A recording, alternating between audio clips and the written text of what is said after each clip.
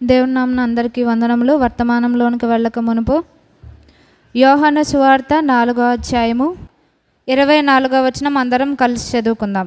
దేవుడు ఆత్మ గనుక ఆయనను ఆరాధించువారు ఆత్మతోనూ సత్యముతోనూ ఆరాధింపవలెనన్ను. మరి ఒకసారి చదువుకుందాం.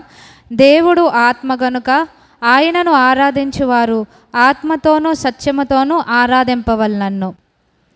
మనం క్రితం వారం పరిశుద్ధాత్మను గురించి మనం ధ్యానించాము. అదే నెక్స్ట్ పార్ట్ ఈ దినం మనం కంటిన్యూ చేస్తాం. మనం చదువుకున్న లేఖన భాగాలు యోహాను సువార్త 4వ అధ్యాయం 24వ వచనములో యేసుక్రీస్తు వారు స్వయాన సమరయ స్త్రీతో చెప్తున్న మాటలు అన్నమాట. శిష్యులకు దేవుడు బయలుపరచలేదు ఆరాధన గురించి, కానీ ఒక సమరయ స్త్రీకి దేవుడు ఏ విధంగా ఆరాధించాలి, ఎటువంటి ఆరాధించేవారు ఏ విధంగా ఉండాలి, ఎటువంటి విధంగా ఉండాలని స్వయాన యేసుక్రీస్తు వారు ఇక్కడ సమరయ స్త్రీకి తెలియపరుస్తున్నారనమాట. సో ఇక్కడ సమరయ స్త్రీకి ఏం తెలియపరిచారంటే, మరి ఒకసారి మనం అదే వచనం చదువుకుంటే, దేవుడు ఆత్మ గనుక ఆయనను ఆరాధించువారు ఆత్మతోనూ సత్యముతోనూ ఆరాధించవలను అంటున్నారు. అంటే ఆయన ఆరాధించాలి అంటే మనలో ఏముండాలి అంటున్నారంటే, ఆత్మ ఉండాలి, సత్యం ఉండాలి, యథార్థత ఉండాలి అని తెలియపరుస్తున్నారనమాట. మనం ఏంటంటే అనేక సార్లు ఆత్మ లేకుండా మనం ఆరాధించే వారంగా ఉంటాం, కానీ అటువంటి ఆరాధన ఆయన దృష్టికి అంగీకారంగా ఉండదని తెలియపరుస్తున్నారు. సో ఈ దినం దేవుని యొక్క పరిశుద్ధాత్మను గురించి మనం ఆరాధిద్దాం. దేవుడు మనకి లాస్ట్ వీక్ మనం దేని గురించి ధ్యానించాము అంటే, యేసుక్రీస్తు వారు పునరుద్ధానుడై లేచిన తర్వాత శిష్యులను తండ్రి ఇచ్చిన వాగ్దానం కోసం కనిపెట్టమన్నారు. ఏం వాగ్దానం అంటే పరిశుద్ధాత్మను గూర్చిన వాగ్దానం. యేసుక్రీస్తు వారు 40 దినాలు వారికి ప్రత్యక్షమయ్యారు. తర్వాత మిగిలిన 10 దినాలు శిష్యులు ఏం చేశారు అంటే, యేసుక్రీస్తు వారు ఆరోహణమైన తర్వాత వారు యెరూషలేములోనే ఉండి ఎడతెగక ప్రార్థన చేస్తూ దేవుని సన్నిధిలో గడిపారనమాట. అది వెయిట్ చేయడం అంటే. వాళ్ళు ఏం చేశారంటే, దేవుడిచ్చిన వాగ్దానాలు ఎత్తిపట్టి ప్రార్థన చేయడం, స్తుతించడం, ఏక మనసుతో దేవుని అక్కడ ఆరాధించినట్టుగా చూస్తాం. ఎప్పుడైతే వాళ్ళు అలా చేశారో అప్పుడు దేవుని యొక్క పరిశుద్ధాత్మ ప్రతి ఒక్కరి మీద కూడా దిగినట్టుగా మనం చూస్తున్నాం. దాన్నే పెంతెకోస్తు దినము అంటారనమాట. మనం దాన్ని ధ్యానిస్తే కనుక లాస్ట్ వీక్ మనం చెప్పుకున్నాం. ఇక్కడ మనం చదువుకున్న యోహాను సువార్తలో యోహాను భక్తుడు దేవుడు ఆత్మ గనుక అని అంటున్నారు. సో దేవుడు ఆత్మ అని ఇక్కడ యోహాను భక్తుడు మనకి తెలియపరుస్తున్నారు. క్రితం వారం మనం చదువుకున్నాం, పౌలు గారు హెబ్రీలకు రాసిన పత్రికలో మన దేవుడు ఎలాంటి వాడు అన్నారంటే దహించు అగ్ని అన్నారు. అంటే అది సామాన్యమైన ఆత్మ కాదనమాట, దహించు అగ్ని అయి ఉన్న ఆత్మ. సో మనం ఎవరిని ఆరాధిస్తున్నామంటే దహించు అగ్నిగా ఉన్న ఆత్మదేవుణ్ణి మనం ఆరాధిస్తున్నాం కనుక మనము కూడా అటువంటి అగ్నితో నింపబడాలి అని దేవుడు మనకి తెలియపరుస్తున్నారనమాట. సో ఇక్కడ మనం చదువుకున్నాం దేవుడు ఆత్మ, ఆయన దహించు అగ్ని అని మనం చదువుకున్నాం. సో ఆయన్ని ఆరాధించే మనము కూడా అగ్నితో నింపబడి ఉండాలి అని మనం తెలుసుకున్నాం. అలాగే ఇంకా లాస్ట్ వీక్ మనం చెప్పుకున్నాం ఎందుకు మనకి పరిశుద్ధాత్మ అవసరం అంటే, ఈ లోకములో ఉన్నంతకాలం శరీరేచ్ఛలతో మనం పోరాడవలసి ఉంటుంది కనుక వాటిని జయించాలి అంటే మన శక్తి సామర్థ్యాల వల్ల అయ్యేది కాదు. సో అంతకు మించిన అంటే మన శరీరేచ్ఛలకు ఉన్నటువంటి శక్తి కంటే మించిన బలం ఎవరిది అంటే పరిశుద్ధాత్మ దేవుంది. అందుకని సామెతల్లో ఏముంటుందంటే, పట్టణాన్న పట్టుకోవచ్చు కానీ మన మనసును స్వాధీనపరచుకోవడం కష్టమంట. అంటే ఈ లోకంలో దేన్నైనా జయించవచ్చు, కానీ మనలను మనం జయించుకోవాలంటే అది చాలా కష్టతరమైనది.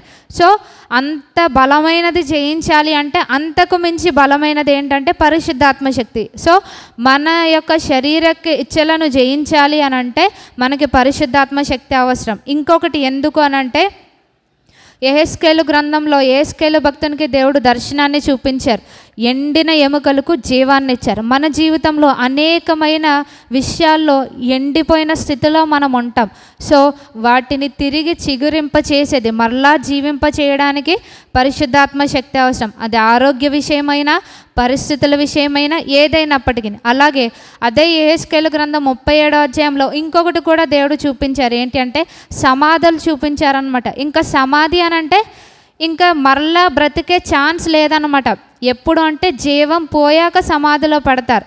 అటువంటి పరిస్థితి, ఇంకా ఈ పరిస్థితి మారదు, ఈ స్థితి ఇంతే అని అనుకున్న పరిస్థితులను కూడా ఎవరు మార్చగలరంటే పరిశుద్ధాత్మ దేవుడు మార్చగలరు అనమాట. అంటే సమాధిలో బంధించబడిన మనలను మరలా తిరిగి బయటకు రప్పించే శక్తి కలిగిన దేవుడు. అది మన పరిస్థితులు. అలాగే మనం మరణమయ్యిన తర్వాత పునరుద్ధానానికి సంబంధించింది కూడా దానికి అక్కడ సాదృశ్యంగా ఉంది. ఇంకొకటి 4వది దేన్ని చూపిస్తుందంటే పరిశుద్ధాత్మ శక్తి ఎందుకు మనకు అవసరం అంటే మన బలహీనతలను మనం అధిగమించడానికి మనకి పరిశుద్ధాత్మ శక్తి అవసరం అని మనం తెలుసుకున్నాం. అలాగే ఇంకొకటి ఏంటంటే దేవుని పిల్లలుగా మనం ఈ లోకములో ఉండాలి అంటే మనకి పరిశుద్ధాత్మ శక్తి ఎంతో ప్రాముఖ్యమని మనం చదువుకున్నాం.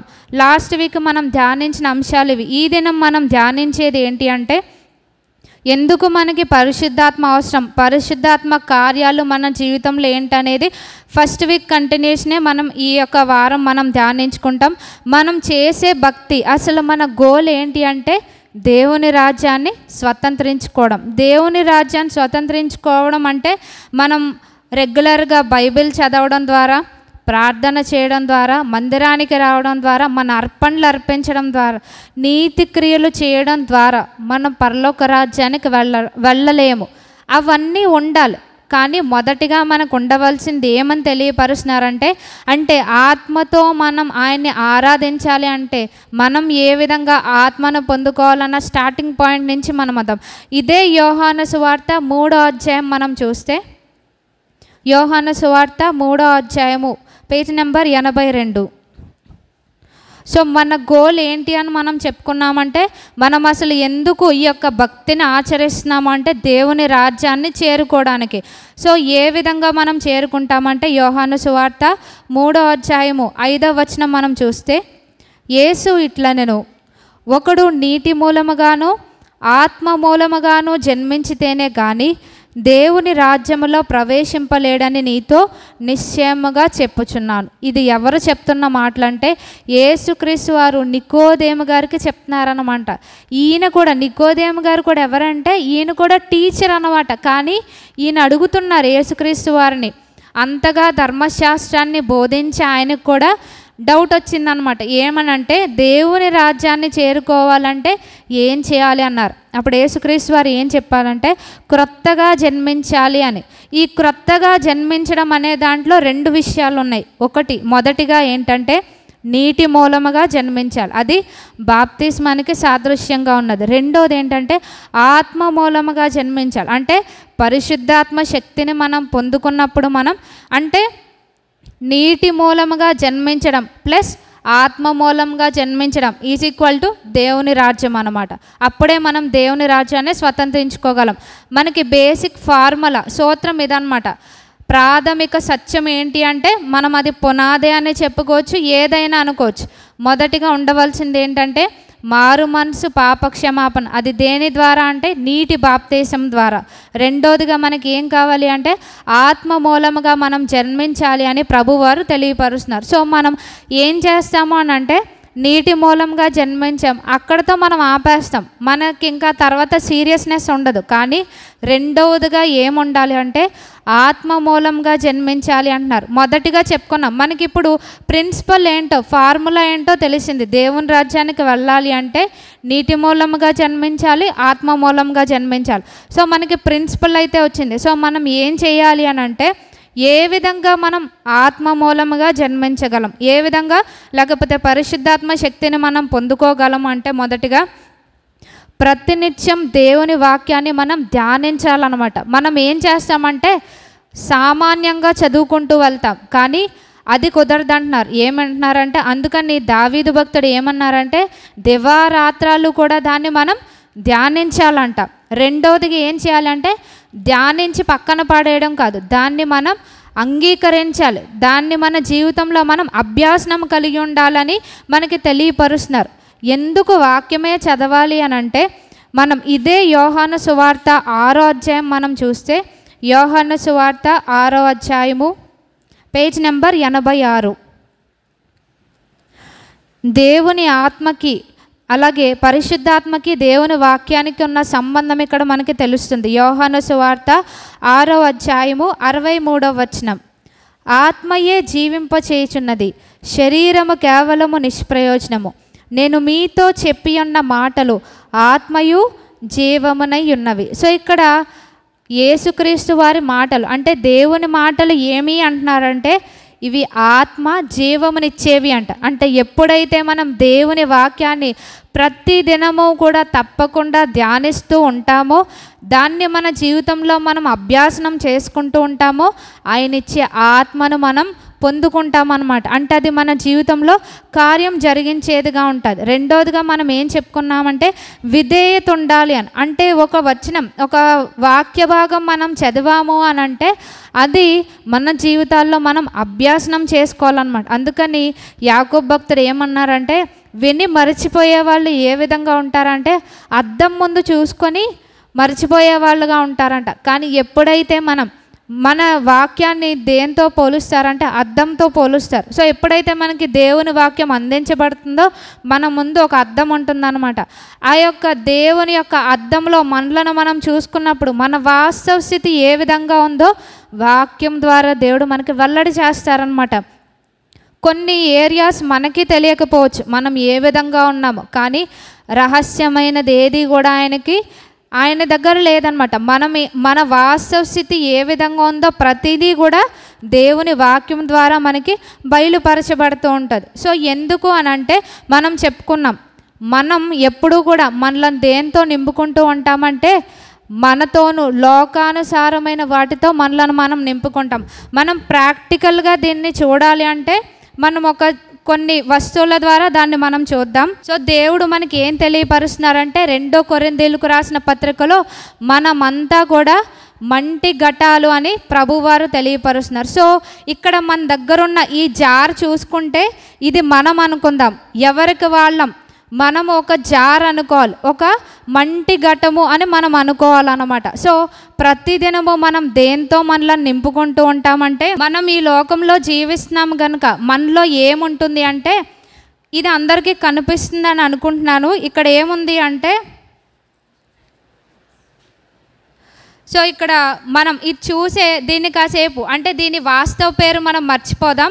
దీన్ని ఏమనుకుందామంటే దురాశ అని అనుకుందాం అన్నమాట. సో అంటే మనలో మనం ఏం నింపుకుంటున్నామంటే దురాశను మనం నింపుకుంటున్నామన్నమాట. ప్రతిదినము దురాశను మనం నింపుకుంటూనే ఉన్నాం.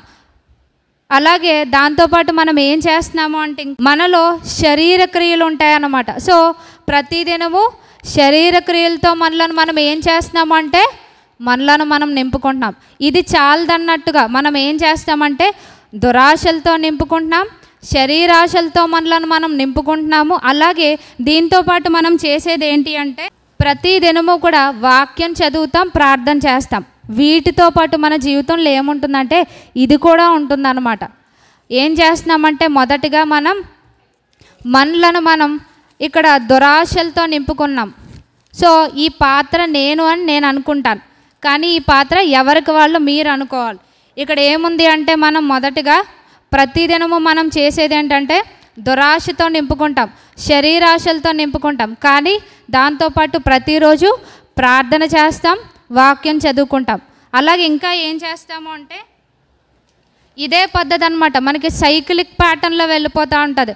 పొద్దున్న మనం టిఫిన్ చేస్తాం, మధ్యాహ్నం భోజనం చేస్తాం, సాయంత్రం డిన్నర్ చేస్తాం, ఈవినింగ్ స్నాక్స్ తింటాం. అలాగే ఇది కూడా సైక్లిక్ ప్రాసెస్లో మనకి మార్నింగ్ లేవగానే మళ్ళా నింపుకుంటూ ఉంటాం, శరీరాశలతో నింపుకుంటాం, దురాశలతో నింపుకుంటాం. సో నేను యవనస్తురాలను కాబట్టి నేను దీన్ని యవనేచ్ఛలు అనుకుంటాను, దాంతో నింపుకుంటూ ఉంటాం. అలాగే దీంతో పాటు ప్రతిరోజు కూడా మళ్ళా వాక్యం చదువుతాం, ప్రార్థన చేస్తాం. ఇవన్నీ మన జీవితంలో ఏంటంటే రొటీన్గా అలవాటుగా అయిపోతూ ఉంటుంది. ఇక్కడ మనం చూసాం, మనం వాక్యం చదువుతున్నాం, ప్రార్థన చేస్తున్నాం, కానీ ఇవి ఏం చేస్తున్నాయంటే అణిచేస్తూ ఉన్నాయన్నమాట. వాక్యం పని చేయకుండా ఇవి మన జీవితంలో అణిచివేస్తూ ఉంటాయి. సో ప్రతిదినము కూడా మనం ఇలా చేస్తూనే ఉంటాం, వీటితో మన జీవితాన్ని నింపుకుంటూనే ఉంటాం. ఎప్పటి వరకు అంటే మన మరణ పర్యంతం వరకు కూడా మనం వీటితో నింపుకుంటూ ఉంటాం. సో ఇంకా ఇలా నింపుకుంటూ పోతే మన జీవితంలో ఇంకెక్కడన్నా ఖాళీ ఉంటుందంటారా? వాక్యంతో నింపుకుంటున్నాం, ప్రార్థన చేస్తున్నాం, ఇలాగ దురాశలతోనూ లోకాశలతోనూ ప్రతి విధమైన వాటితో మనం నింపుకుంటూ ఉంటున్నాం. సో ఇలా ఏంటంటే ఈ జార్ నిండిపోద్ది అనమాట. అంటే మన బుర్ర, మన మనసు అంతా కూడా వీటితో నిండిపోతూ ఉంటుంది. సో మనం ఏమనుకుంటామంటే వీటిని చూసి మనం చాలా కలర్ఫుల్గా ఉన్నాం, మన ప్రార్థనా జీవితం, మన ఆత్మీయ స్థితి చాలా బాగానే ఉంది, ప్రార్థన చేసుకుంటున్నాం, వాక్యం చదువుతున్నాం అని మనం అనుకుంటాం. కానీ వాస్తవంగా జరిగేది ఏంటంటే ఇవన్నీ కూడా మన యొక్క ప్రార్థనను, భక్తి జీవితాన్ని కూడా ఏం చేస్తున్నాయంటే అణిచివేస్తున్నాయి అన్నమాట. ఏం ఉపయోగం ఉండదు. సో మనం ఇదంతా కూడా బాగానే ఉంది కదా అని మనం అనుకుంటాం. కానీ మన వాస్తవ స్థితి, ఇక్కడ మనం ఒక గ్లాస్ చూస్తున్నాం, ఇది చూడటానికి చాలా అసహ్యంగా ఉందన్నమాట.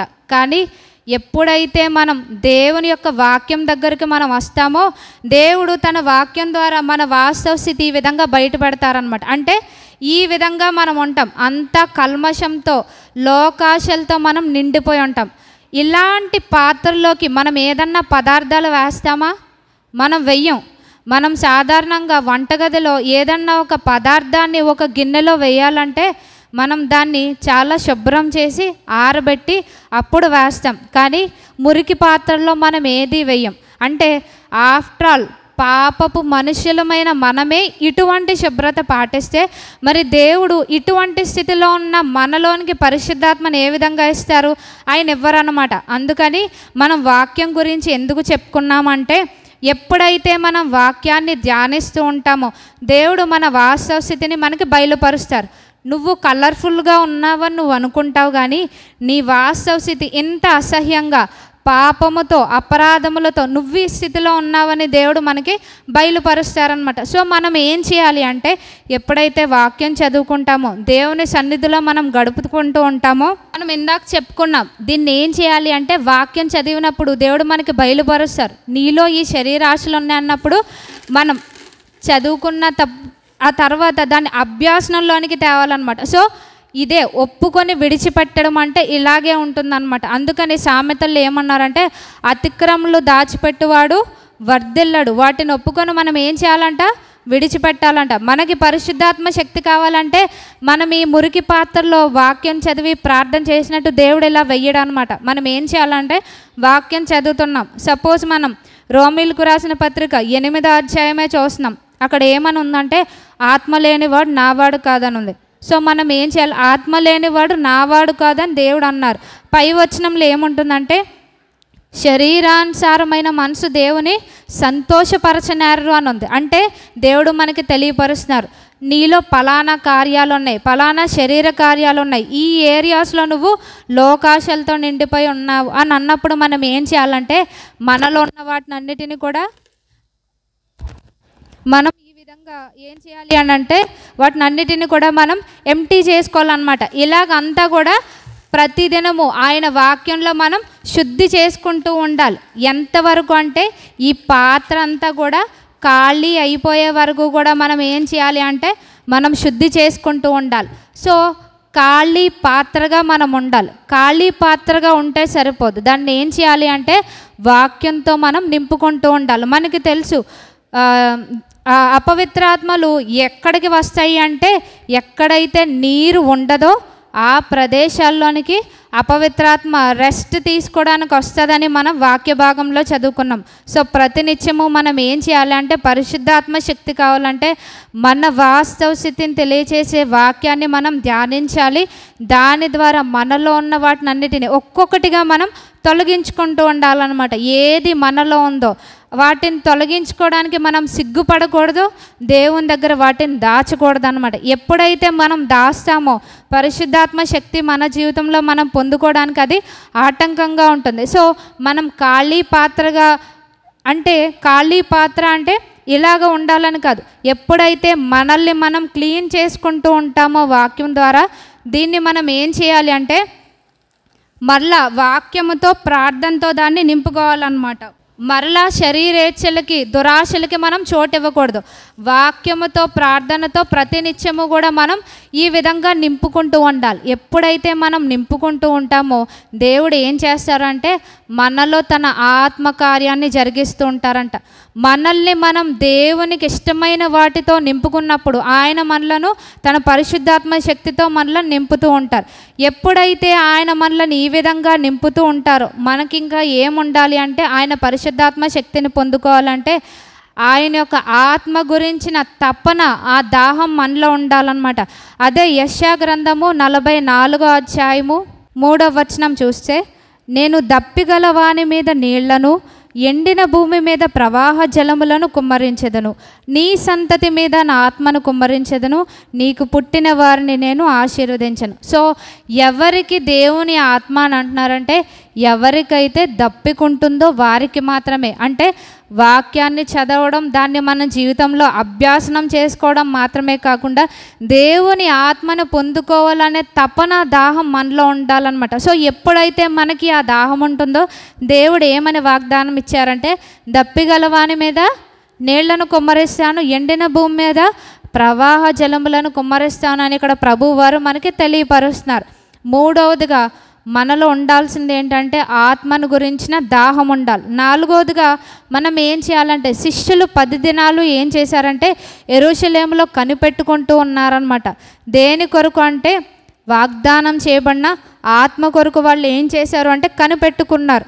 ఏ విధంగా కనిపెట్టుకున్నారంటే, ప్రభువారు తెలియపరిచారు, ఆల్రెడీ తండ్రి ఇచ్చిన వాగ్దానం ఉన్నది. సో వాగ్దానం అంటే ఖచ్చితంగా మనకు వచ్చేది కనుక మనం ఏం చేయాలంటే, ప్రభువారిని ప్రార్థనలో మనం వేడుకోవాలి. మనం సంవత్సరానికి ఒకసారి వాగ్దానాన్ని తీసుకుంటాం. మనం ఏం చేస్తామంటే, మన బైబిల్లోనో ఎక్కడోనో దాచిపెట్టుకొని దేవుడు ఇచ్చాడు కాబట్టి నెరవేరుస్తాడని మనం అనుకుంటాం. ఖచ్చితంగా ఆయన నెరవేరుస్తాడు, ఆయన మాట ఇచ్చి నెరవేర్చే దేవుడు. కానీ మన వంతుగా మనం ఏం చేయాలంటే, ప్రతి దినము కూడా వాగ్దానాన్ని ఎత్తి మనం ప్రార్థించాలి.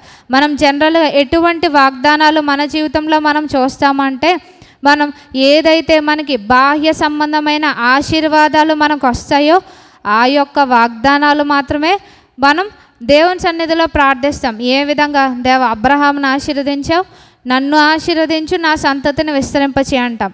అలాగ మనం ఏం చేస్తామంటే, బాహ్య సంబంధమైన ఆశీర్వాదాల కోసం మనం దేవుణ్ణి అడుగుతాం. కానీ అంతకంటే ప్రాముఖ్యమైనది ఏంటి అంటే, ఆత్మ సంబంధమైన ఆశీర్వాదాలు, పరిశుద్ధాత్మ గురించిన ఆ వాగ్దానం మనం దేవుని సన్నిధిలో ఎత్తిపట్టి ప్రార్థించాలి అని ప్రభువారు మనకి తెలియపరుస్తున్నారు. మనం చెప్పుకున్నాం, దేవుని రాజ్యానికి వెళ్ళాలి అంటే అక్కడ మనకు ఒక ప్రిన్సిపల్, ఒక ఫార్ములా ఉందని. ఏంటి అంటే, నీటి మూలముగా ఆత్మ మూలంగా జన్మించాలి. అలాగే పరిశుద్ధాత్మ శక్తిని కూడా మనం పొందుకోవాలంటే ఇక్కడ కూడా మనకు ఒక ఫార్ములా ఉందన్నమాట. ఇది మనకు అందరికీ బాగా సుపరిచితమైంది. ఏంటంటే మత్తయి సువార్త 7వ అధ్యాయం 7వ వచనం. అందులో ఏముందంటే, అడుగుడి మీకు ఇయ్యబడును, వెదకుడి మీకు దొరుకును, తట్టుడి మీకు తీయబడును.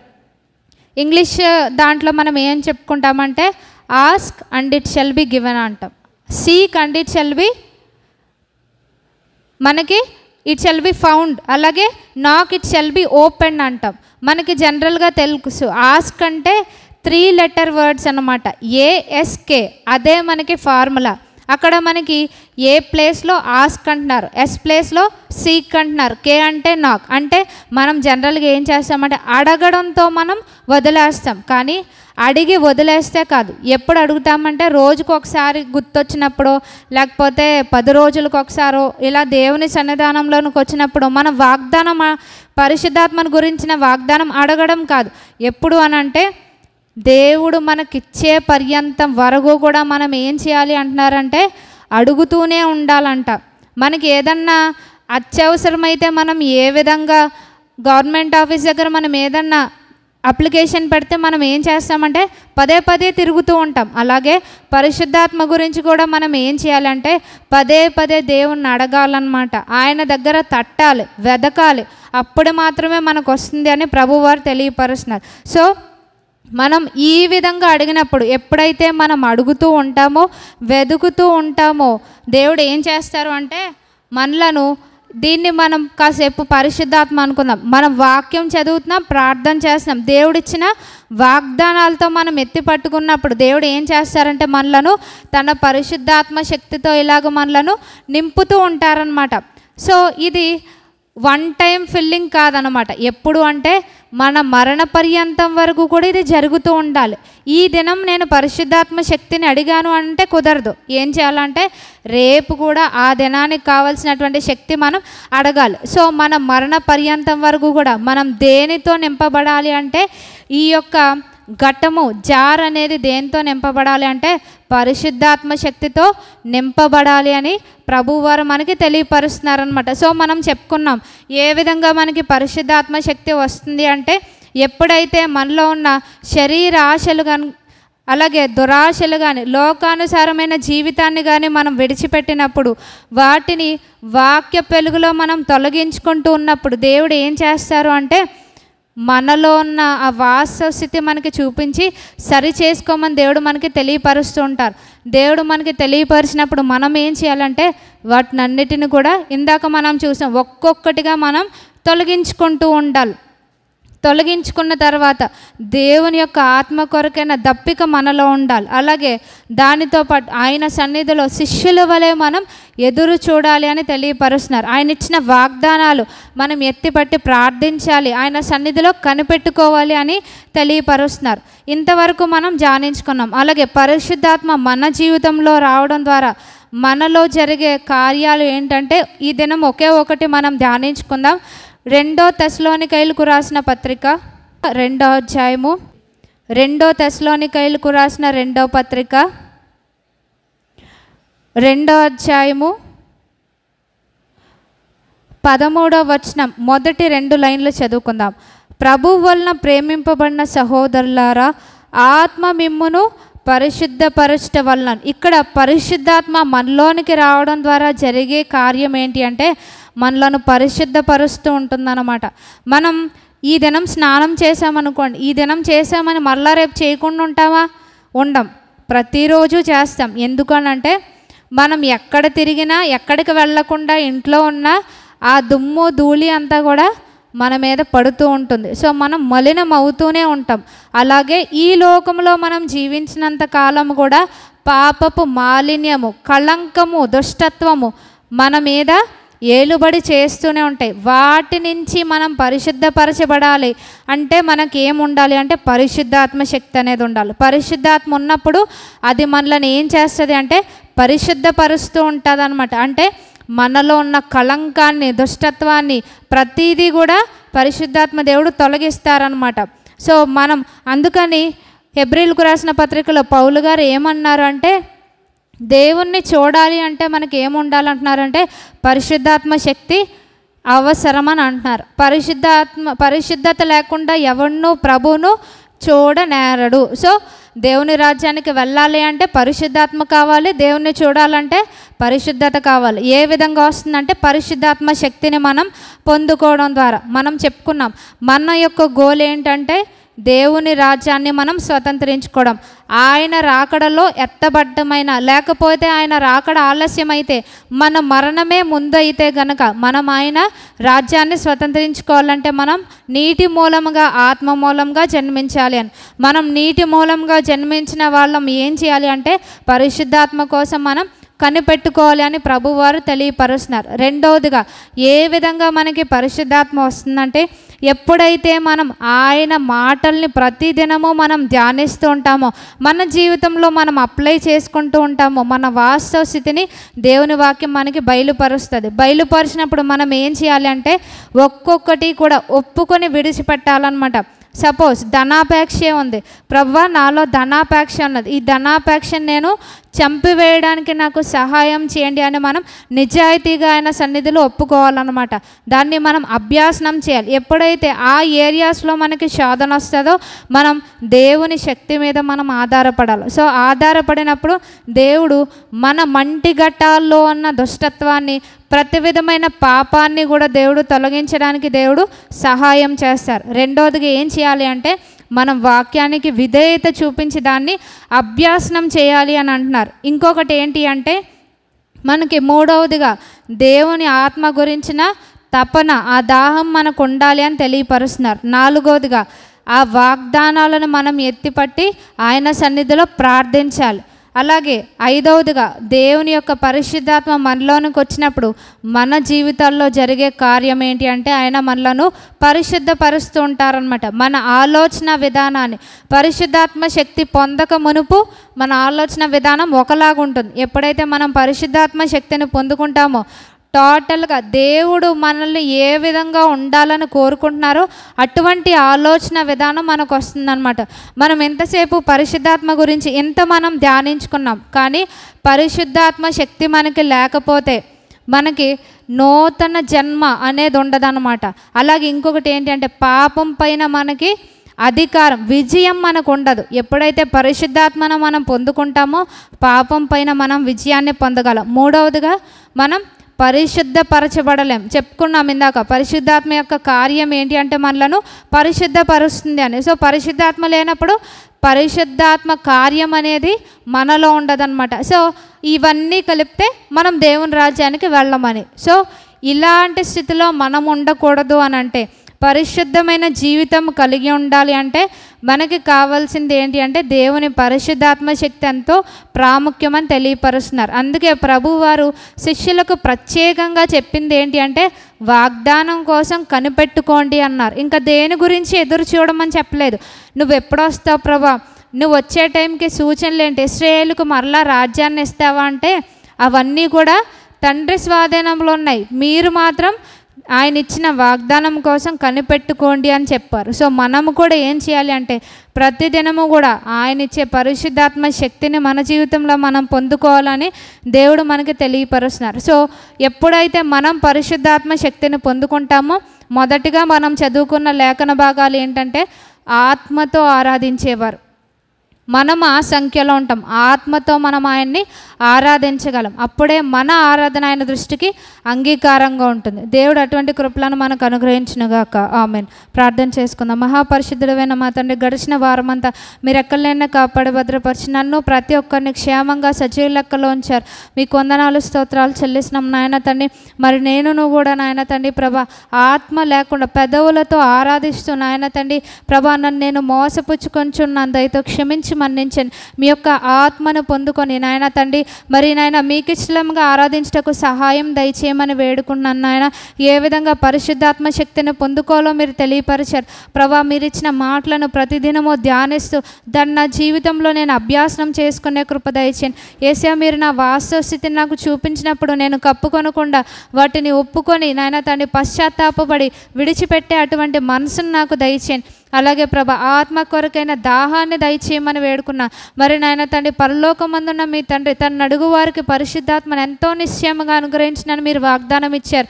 మీరు ఇచ్చిన వాగ్దానాన్ని ప్రభ ఎత్తిపట్టి మీ సన్నిధిలో నాయన తండ్రి కనిపెట్టుకునే కృపలను దయచేయండి. మిమ్మల్ని అడగడానికి మీరు ఇచ్చిన నాయన తండ్రి వాగ్దానమును వెదకడానికి మరి నాయన మీ యొద్ద తట్టడానికి నాకు సహాయం దయచేయండి నాయన తండ్రి. తద్వారా నాయన తండ్రి మీ రాజ్యంకు వారసురాలుగా ఉండే భాగ్యాన్ని నేను చేరవచ్చిన ప్రతి ఒక్కరం పొందుకున్నట్లు కృప దయచేయమని యేసుక్రీస్తు వారి శ్రేష్టమైన నామములో స్తుతించి ప్రార్థించి వేడుకొంచున్నాం తండ్రి. ఆమేన్.